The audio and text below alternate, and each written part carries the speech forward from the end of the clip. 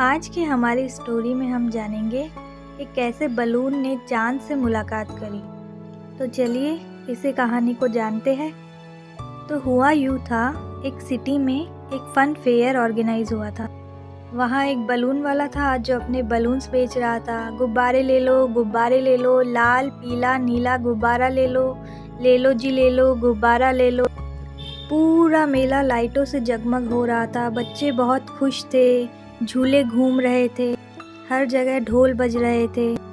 गुब्बारे वाले के हाथ में बहुत सारे गुब्बारे थे और बच्चों को गुब्बारों से बहुत ज़्यादा प्यार होता है। उन्हीं गुब्बारों में से एक गुब्बारा चांद की ओर देखता है और कहता है कि काश मैं तुमको टच कर पाता, काश मुझे आज़ादी मिल जाती तो मैं उड़ के तुम्हारे पास आ जाता।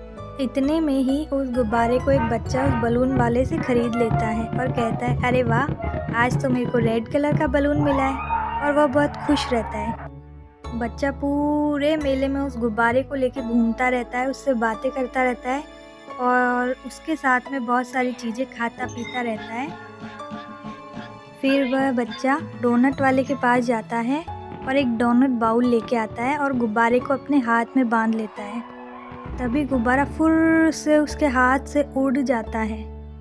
बच्चा बहुत निराश होकर कहता है, अरे मेरा गुब्बारा पकड़ो कोई उसे।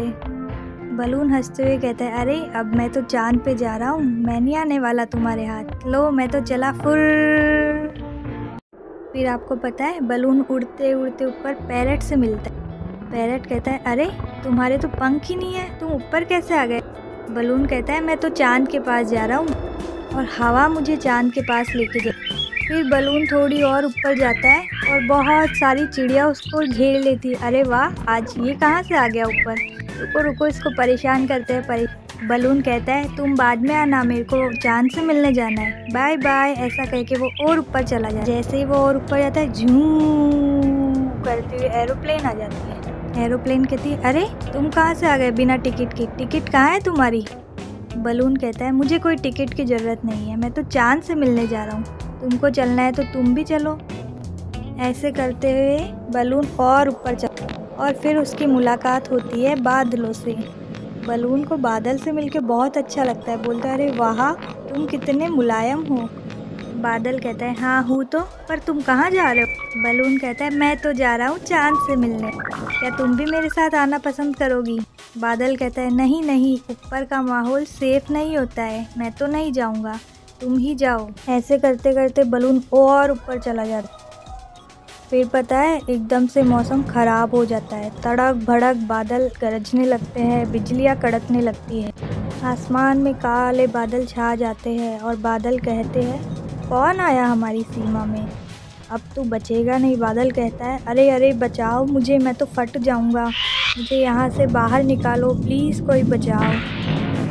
इतने में ही जिस सफ़ेद बादल से वो नीचे मिला था वो कहता है, अरे आओ मेरे पीछे छुप जाओ, मैं तुमको बचा लूँगा, मैंने तुमको बोला था ना ऊपर सेफ नहीं है, फिर भी तुम आए।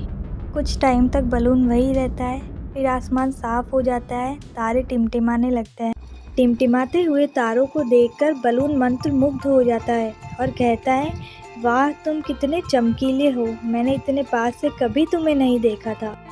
और ऐसा कह के वह चांद की ओर चला जाता। जैसे ही बलून चांद की ओर जाता है, चांद कहता है, अरे तुम तो बहुत बहादुर हो, तुमने इतना लंबा सफ़र कैसे तय कर लिया, जबकि तुम्हारा यहाँ आना बिल्कुल भी सेफ नहीं था, तुम फट भी सकते थे तूफ़ान में। बलून कहता है, मेरी बहुत इच्छा थी कि मैं तुमसे मिलूं, तुमसे बातें करूं, तुमको टच करूं। इतने में चांद कहता है, नहीं नहीं, तुम मुझे टच मत करना, नहीं तो तुम भी जम जाओगे मेरे जैसे। बलून उसके कान में कहता है, क्या मैं तुमको टच भी नहीं कर सकता। इतने में बलून चांद को हल्का सा टच करके खिलखिला उठता है और नीचे खड़े हुए बच्चे बलून को देख के कहते हैं, अरे वो देखो वह बलून कितना ऊपर उड़ रहा है और कितना हैप्पी लग रहा है। तभी बलून बच्चों को देख के मुस्कुराता है और कहता है, देखो बच्चों, मैं तुमको यहाँ से भी हैप्पी कर सकता हूँ।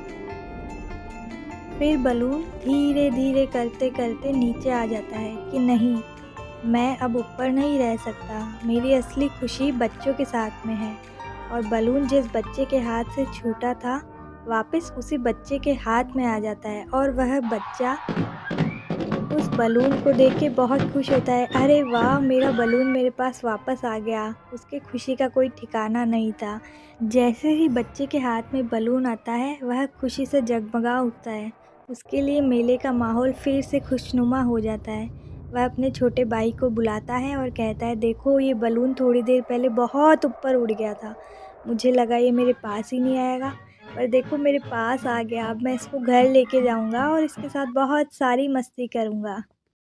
तो हम लोगों ने मोरल ऑफ द स्टोरी क्या सीखी कि बड़े सपने देखो, सपनों से ही उड़ान मिलती, पर याद रखो उड़ान समझदारी और तैयारी के साथ ही भरनी चाहिए। आपको पता है असली मज़ा कब आता है? असली मज़ा तब आता है जब हम दूसरों को बहुत सारी खुशियाँ देते हैं, और जो दूसरों को मुस्कान बाँट दे, वही आसमान छू लेता है।